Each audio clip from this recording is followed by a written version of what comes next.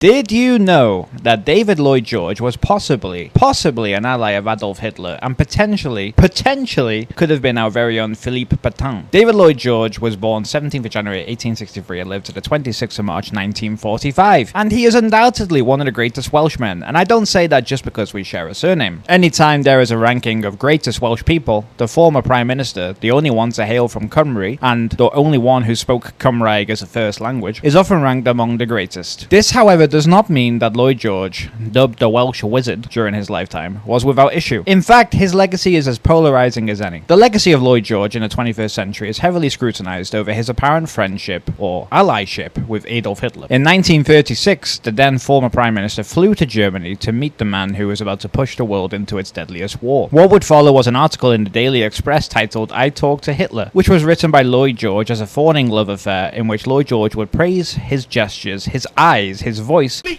and referred to him as the savior of Germany, as well as the George Washington of Germany. Here's a small extract, read from the man himself, or played by myself, I should say. "I have now seen the famous German leader, and also something of the great change he has effected, whatever one might think of his methods, and they are certainly not those of a parliamentary country. There can be no doubt he has achieved a marvelous transformation in the spirit of the people, in their attitude towards each other, and in their social and economic outlook. One man has accomplished this miracle. He is a born leader of men, a magnetic, dynamic personality with a single-minded purpose, a resolute will, and a dauntless heart.